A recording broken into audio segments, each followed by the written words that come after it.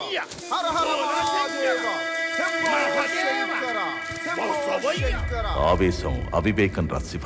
భైరవుని ఒంటరిని చేసి వేడుక చూడడం అపరాధం కాదా గురుదేవా? అయినా ఒక నాగసాధువు తలుచుకుంటే ఆ నీచుల్ని నిలువరించలేదా? తనకేమిటి పరీక్ష గురుదేవా? పిచ్చి శివ, గ్రహణం పట్టినప్పుడు ఆ సూర్య భగవానుడంతటి వాడే అశక్తుడవుతాడు. పంచభూతాలను ఆవహించిన తిరుపతిని అంతం చెయ్యాలంటే పంచలింగాల శక్తిని ఏకం చెయ్యాలి. మరి ఈ మహాహోమం జరగాలంటే భైరవికి ఒక ఆయుధం కావాలి కదా గురుదేవా? పరశురాముడికి గండ్రగొట్టలి ఆయుధం, దధీచికి వెన్నెముక ఆయుధం. కాని మన భైరవికి తన నాలుక మీదుండే పంచాక్షరి ఆయుధం కాబోతోంది. కానీ ఈ సూక్ష్మాన్ని భైరవి గ్రహించేది ఎలా గురుదేవా? సంయమనం. ఇప్పటిదాకా ఆయుధాలతో గెలిచిన యుద్ధాలు చూశారు, కానీ కలియుగంలో మొట్టమొదటిసారి పంచాక్షరితో గెలిచే గెలుపు చూడు. తను యుద్ధం చేయదు, శివుని చేత సిద్ధం చేయబడుతుంది. ఈ యుద్ధం తన శక్తితో కాదు, భక్తితో గెలవబోతోంది.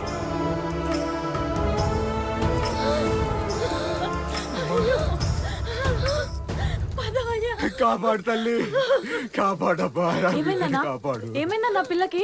చిన్నప్పటికెళ్ళి ఆస్తమా ఉన్న పిల్ల బడికి పోతా ఈ పాడాల మీదకి తెచ్చుకుంది తల్లి.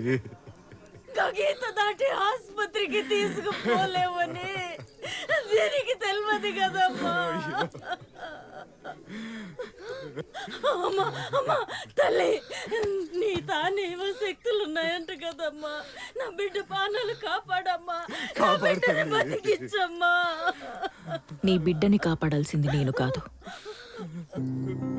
రాధా. నేనా? రక్త సంబంధం కన్నా గొప్పది పేగు బంధం, అంతకన్నా ఉన్నతమైనది మాంగళ్య బంధం. ఆ బంధాన్ని వాడుకుని ఈ బంధనాన్ని వదిలించుకుందాం. ఎట్లా?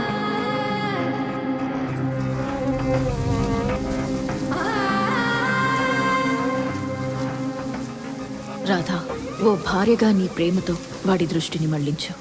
నేను పంచాక్షరి మంత్రంతో వాడి బంధనాన్ని బలహీనం చేస్తా. మనిద్దరం కలిసి ఆ పసిపిల్ల ప్రాణం కాపాడగలిగితే ఈ ఊరి నమ్మకానికి ఊపిరి పోసినట్టే. ఆ మైకలో నమశివాయ మంత్రం వినబడుతుంటే వాడు విలవిలలాడుతూ బలహీనపడిన క్షణంలో వాడు గీత దాటడం ఖాయం.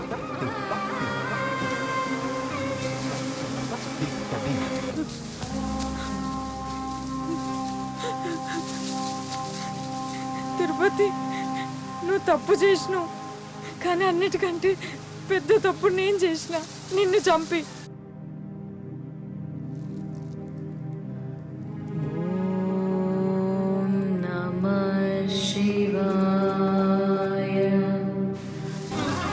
అసలు నిన్ను చంపకపోతే ఈ రోజు ఈ పరిస్థితి ఉండేదే కాదు కదా. ఈ ఊరికి గది పట్టేదే కాదు, నీకు నరకయాత్ర ఉండేదే కాదు. అన్నిటికీ కారణం నేను.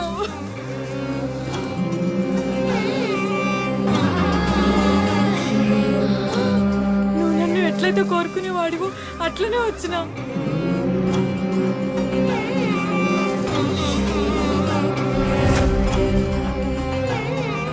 గాలు మరం వచ్చేలా ఉంది, జల్దీ కరెంట్ కట్ చేయరా. కట్ చేస్తున్నా. నీకు ఇష్టమైన పెళ్లి చీర కట్టుకున్నా, నీకు ఇష్టమైన మట్టి గాజులు వేసుకున్నా, నీకు ఇష్టమైన సెంటు కొట్టుకున్నా. ఇగో ఇగో ఇది చూడు, నువ్వు కట్టిన తాళిని చూసానా నీకు కనికరం కలుగుతలేదా?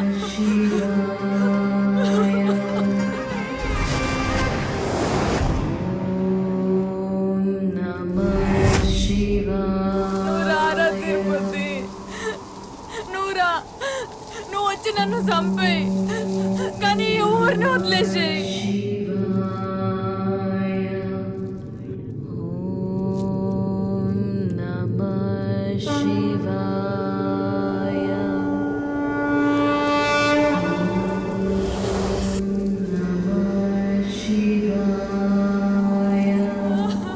రారా తిరుపతి, రారా, వచ్చి చంపేయి, రారా.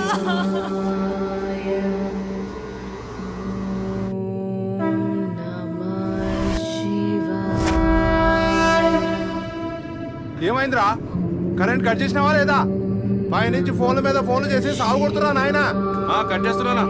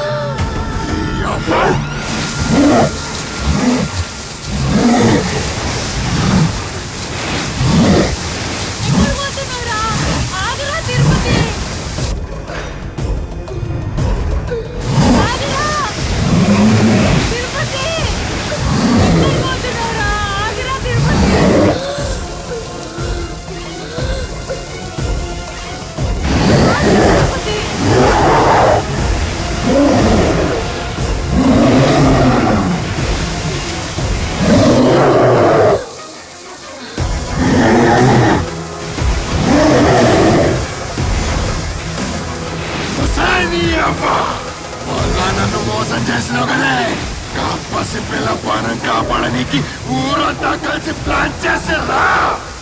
ఇప్పుడు ఆ పసి పిల్లని తల నరుకుతుంటే ఎట్లుంటారో చూస్తారా? చూస్తారా?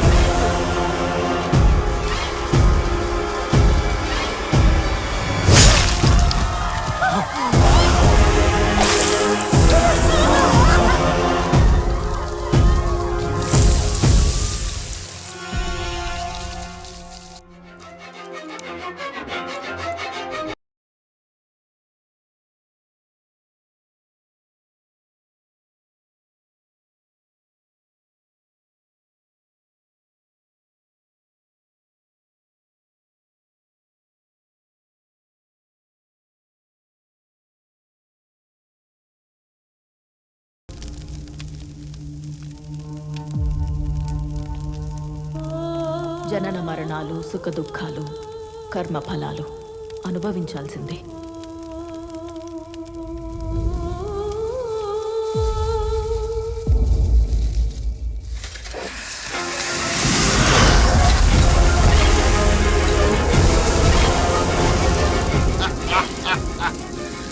పాపమ్మ అడుగు జాడంట, శివ శక్తి అంట, నాగా సాధు అంట. నా కాళ్ళ దగ్గరికి ఎందుకు వచ్చినవే? ఎన్ను ముఖలు వణుకుబుట్టి నర నరాల్లో సలిజరం బాకిందా? ఊరిని వల్ల కడు చేస్తున్నావు, శవాల గుట్టలు పేరుస్తున్నావు. ఇంకా తట్టుకోవడం ఈ ఊరి వల్ల కాదు. నీ కోపం చల్లారంటే ఏం చెయ్యాలి? కాళ్ళ ఏళ్ళ పడి పంచన్ కాల్ముక్తాన్ని బతిమాలుకున్నా ఈ ఊళ్ళో ఒక్కడు నా మాట ఇన్లే. సమాధి శిక్ష అంటూ సచ్చిన శవానికి శిక్షేసి నా ఆత్మ హరికోస పడేలా చేసిర్రు. వదులుతానా? వాళ్ళు చేసిన తప్పుకి నేను క్షమాపణ అడుగుతున్నా. మీ కుటుంబం రోడ్డున పడింది. నీ భార్యని నువ్వే చంపుకునే పరిస్థితి వచ్చింది. చెప్పు, నీ కోపం చల్లారి నీ ప్రతీకారం తీరాలంటే ఈ ఊరేం చేయాలి? చేయాల్సింది ఊరు కాదు, నువ్వు. 12 ఏళ్లకు పుష్పవతి అయినప్పటి నుంచి పండబెట్టి దాచిపెట్టిన నీ అందాన్ని నా కాళ్ళ దగ్గర పరిచయ్. లెక్క తయారైనావు. నువ్వు నీ శివుణ్ణి వదిలేయ్, నేను నా కోపాన్ని వదిలేస్తా. ముక్కంటి కోసం మగ్గిపోతున్న నీ కన్యాత్వానికి నా మగతనంతో మోక్షం కల్పిస్తా.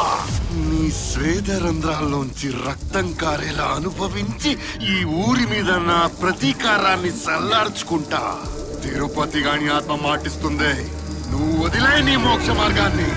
ఈ ఊరికి మోక్షాన్ని నేనిస్తా.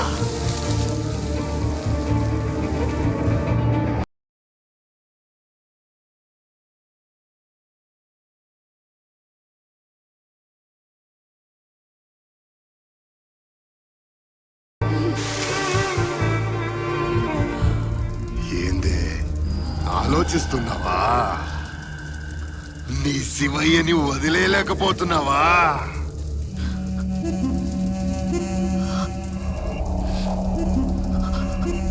నేను సిద్ధమే.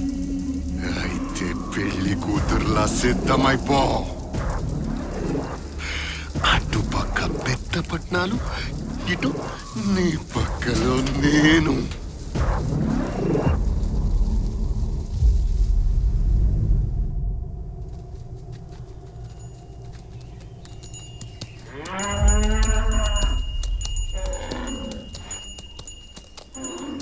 ఆగమ్మా, ఊళ్ళో కాదమ్మా, అటెళ్ళు.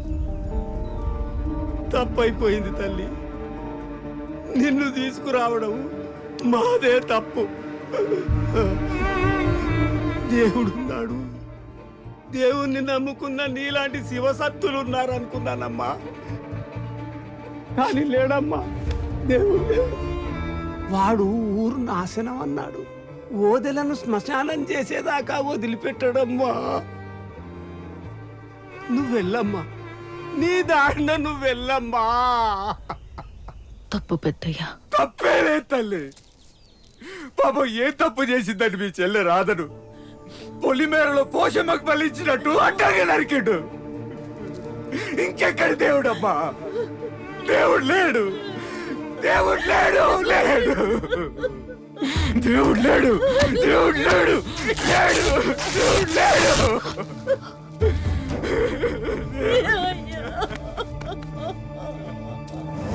ఉన్నాడు, శివుడు ఉన్నాడు. మనమున్నామన్నా బ్రతికున్నామన్నా దానికి కారణం శివుడు మాత్రమే. ఆయన ఆజ్ఞాపించకుండా మీరు నా దగ్గరికి రారు, నేను ఆ సమాధి దగ్గరికి పోను. ఆ పరమశివుడే ఈ ఊరిని కాపాడుకుంటాడు. ఇంకెక్కడ కాపాడేదమ్మా? నిన్నే పాడు చేసుకున్న తర్వాత ఈ ఊరు ఉంటే ఏంటి, ఊరంతా కలిసి ఊరేసుకుపోతే ఏంటమ్మా? లేడు, శివుడు లేడు. ఉంటే వచ్చి ఊరిని కాపాడుకునేవాడు కదా. లేడమ్మా, శివుడు లేడు, శివుడు లేడు.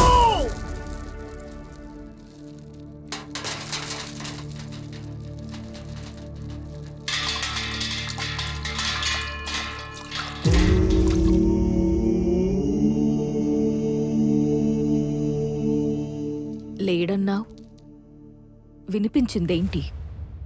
ఓంకారం కాదా?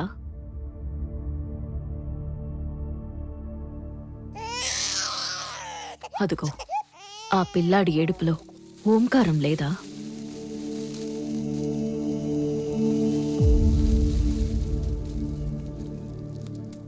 విభున్ వ్యాపకం బ్రహ్మవేద స్వరూపం నిరాకార ఓంకారతుల్యం. ప్రతి శబ్దంలో, నిశ్శబ్దంలో, వస్తువులో, శూన్యంలో, ఆకారంలో, ఆహాకారంలో ఓంకారమే తప్ప ఇంకేమీ లేదు. ఆయనే సర్వాంతర్యామి, విశ్వాంతర్యామి. ఇది అజంగమయ ఆజ్ఞ. జనాల్ని ఆయనే కాపాడుకుంటాడు.